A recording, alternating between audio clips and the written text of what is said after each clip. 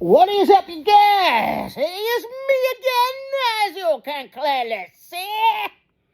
I was drinking me some tea this morning. It is, according to my soon-to-core watch, 11:38 in the morning.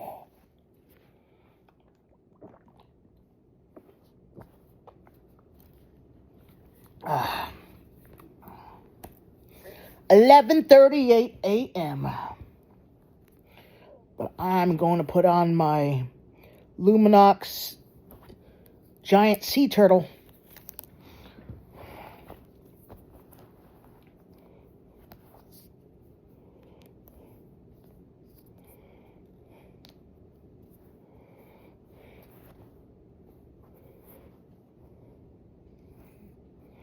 I got this.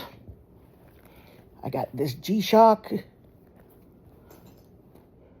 I got this Sunto Vector. I got this G-Shock Rangeman. I got my Sunto Core. And I've got other watches as well. I have two of these. I have two Sunto Vectors. I have a couple of G-Shocks. Actually, you know what? Let's wear this one.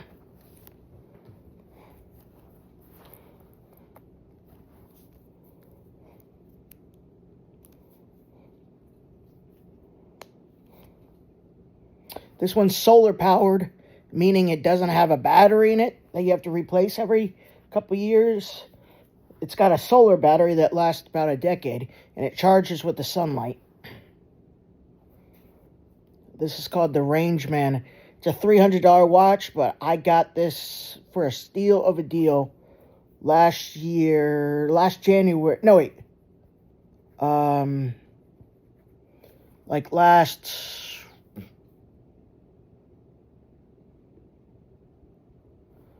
so confused.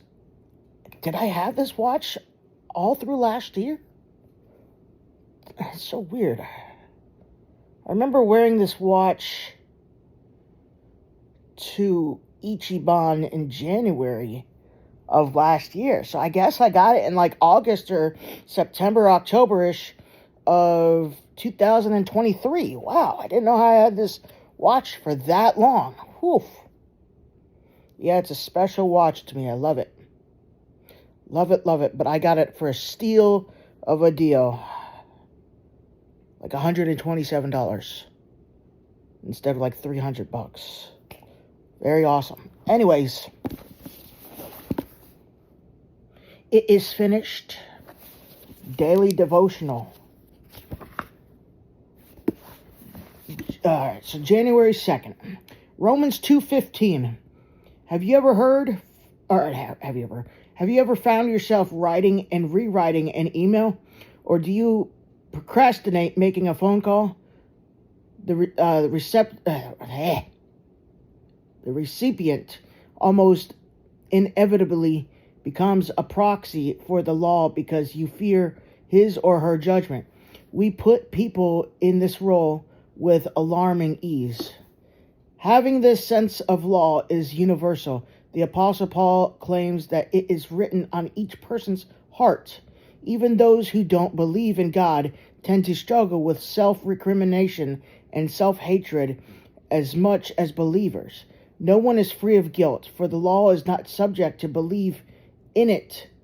Some of us even compound our sense of guilt by heaping judgment upon judgment, intoxicated by the voice of not enoughness, until we have effectively usurped the role of the only one who is actually qualified to pass a sentence. But against this tumult of law comes God's grace. Grace is the gift that comes with no strings attached. It is one-way love, and it is what makes the good news so good. Sorry, the words are so small. The once-for-all proclamation that there is now no condemnation for those who are in Christ Jesus, Romans chapter 8, verse 1. The gospel of grace announces that Jesus came to acquit the guilty.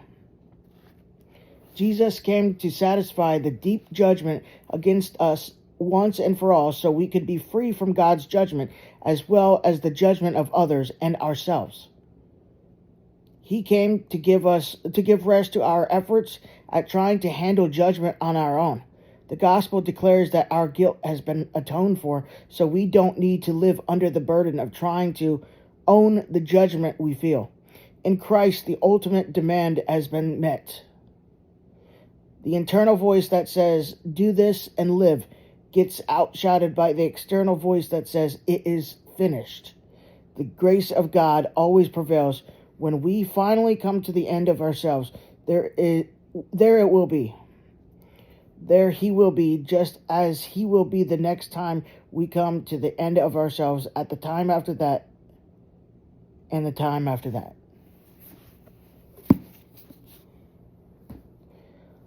Oh, man. It's going to be a difficult year this year, just as all the other years that have come and gone. So, but remember, God is with us. And if he's with us, who can stand against us?